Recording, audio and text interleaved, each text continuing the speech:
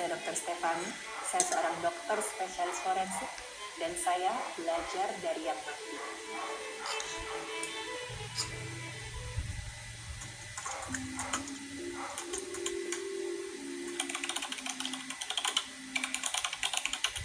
Pihak yang berwenang kemudian mencari keterangan dari tetangga-tetangga pelaku dan si korban ini. Dari keterangan warga sekitar diketahui kalau dulunya si pelaku alias si bapak ini dia tinggal bertiga bersama istri dan anak perempuannya. Warga ini mengenal pelaku sebagai laki-laki yang baik, sosok tetangga yang baiklah. Tapi mereka tahu kalau si bapak ini dalam mendidik anak dan istrinya itu sangat keras. Karena mereka sering dengar setiap kali si bapak ini menegur istri atau anaknya, dia marah-marah, suaranya tuh keras sekali, maki-maki sampai kedengaran keluar rumah. Kebalikan dengan suaminya, istrinya si pelaku ini dikenal pendiam dan dia agak jarang lah sosialisasi dengan tangga. Si istri ini kebanyakan ada di rumah dan sekali aja si istri ini keluar untuk belanja bahan-bahan makanan. Kadang-kadang misalkan bertemu dengan tetangga, istri ini jarang sekali mau nyapa. Kalau nggak disapa duluan, biasanya si istrinya pelaku ini cuma akan nunduk, terus langsung buru-buru pergi. Mereka nganggap ya awalnya ya ini biasalah. Mungkin si bapak ini emang tipe yang sangat disiplin, istrinya ini kelewat nurut, dan mereka juga ya secara nggak langsung mereka membenarkan gitu tindakan si bapak ini. Karena si anak perempuannya ini wajahnya cantik. Ya wajarlah kalau seorang bapak bersikap keras untuk melindungi istri dan anaknya. Sampai suatu hari, warga tuh sadar kalau istri si pelaku ini itu tiba-tiba aja kesehatannya tuh drop secara drastis. Setiap kali si istri ini keluar untuk belanja bahan makanan, pemilik toko bahan makan itu ngeliat kok makin lama si ibu ini badannya makin kurus, terus selalu pakai topi. Nah, pernah sekali nggak sengaja si istri itu ngelepas topinya dan mereka lihat kok rambutnya udah mau habis. Dan bahkan di kulit kepalanya itu kayak ada keropeng-keropeng, itu nggak tahu bekas luka atau bekas luka. Nah, ada salah seorang tetangga yang sempat nanya ke si bapak ini. Dia tanya, Pak, istrinya sakit apa? Kok makin lama badannya makin habis? Di rambutnya itu kan juga rontok-rontok, kenapa?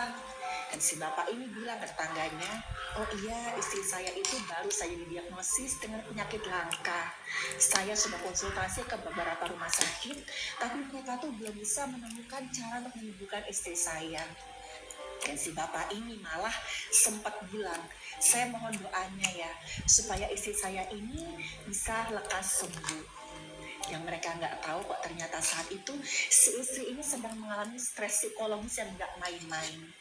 Dan rambutnya itu rontok karena dari stresnya itu, si istri ini tuh suka garukin rambutnya itu sampai tercabut-cabut. Dan badannya itu habis gara-gara istrinya sama sekali nggak punya nafsu makan. Dan puncaknya satu malam si istri ini dilarikan ke rumah sakit karena katanya perdarahan lambung. Dan nggak lama si istri ini pun meninggal dunia. Waktu pihak rumah sakit memeriksa tubuh si istri si pelaku ini, mereka nggak menemukan hal yang aneh. Mereka lihat ya memang ini tanda penyakit lama, terus juga saya jelaskan dari si bapaknya, dan pinternya lagi si bapak ini bilang, saya ini mengobati istri saya dengan cara alternatif, karena saya tahu penyakit istri saya ini tidak bisa disembuhkan.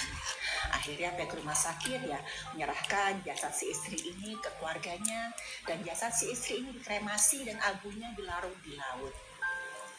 Sepeninggal istrinya, tetangga-tetangga ini ngelihat kok si bapak ini semakin keras mendidik anaknya. Anaknya ini cuma kelihatan kalau pagi-pagi diantar sekolah dan siang-siang kemudian dijemput sekolah, di rumah terus nggak pernah keluar, nggak pernah main, nggak pernah sosialisasi dengan anak-anak lain. Pernah ada satu kejadian di mana si anak ini datang ke sekolah dalam keadaan rambutnya itu sudah tercukur habis sampai hampir bulu. Nah, guru-gurunya kaget, teman-temannya semua kaget. Loh, kamu kenapa?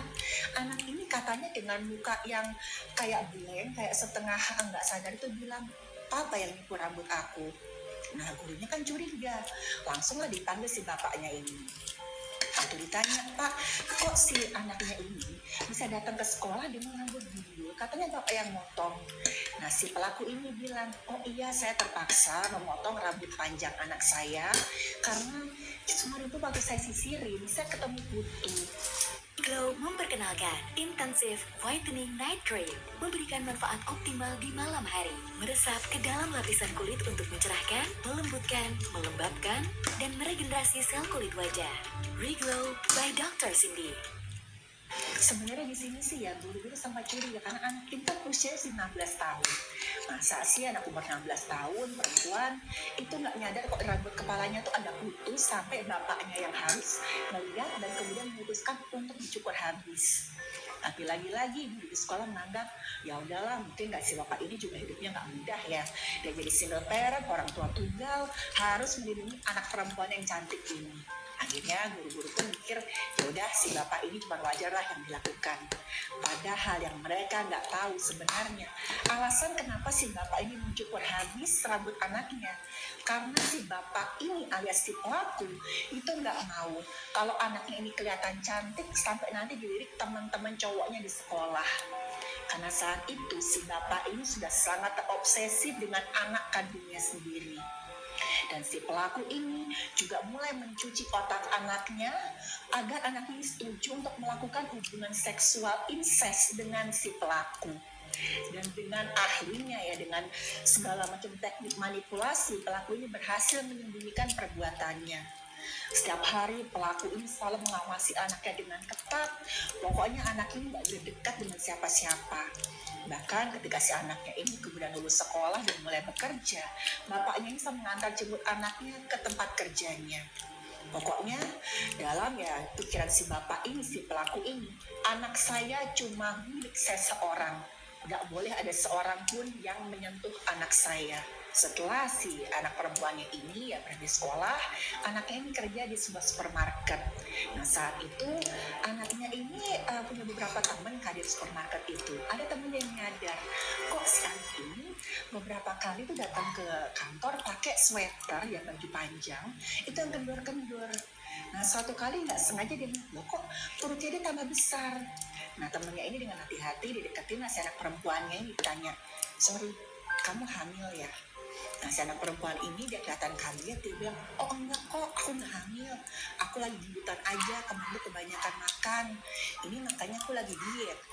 Nah padahal temennya curiga gitu karena yang namanya perut besar karena hamil dan perut besar karena ya kebanyakan makan kan beda. Di saat itu lagi-lagi si temennya ini mikir udahlah atau bukan urusanku aja. Nah mulailah mereka curiga waktu tiba-tiba si bapak ini datang ke tempat kerja anaknya untuk ketemu sama si bos anaknya ini. Dibilang saya mau minta izin ya besok ini anak saya perlu waktu 5 hari karena kami mau jalan-jalan, kami mau ada acara keluarga. Diberilah izin ke bapak sama si anak ini. Nah ketika si anak ini kembali dalam waktu 5 hari, tiba-tiba perutnya itu udah kempes, udah langsing, tapi si anak itu juga kelihatan lemes. Dan sampai beberapa kali waktu dia sedang ya ngatur belanjaan mirak atau sedang menghitung belanjaan di kasir, anaknya sering ketiduran. Bahkan beberapa kali sampai harus jatuh. Nah temannya nanya, kamu kenapa kok semenjak kamu pulang dari berlibur sama ayahmu itu yang katanya sama keluarga, kamu kok jadi makin lemes? Bahkan kamu tuh pucat banget loh. Lagi-lagi si anak ini bilang, nggak apa-apa, aku cuma kecapean. Kemarin itu kita jalan-jalan ke gunung, ke pantai,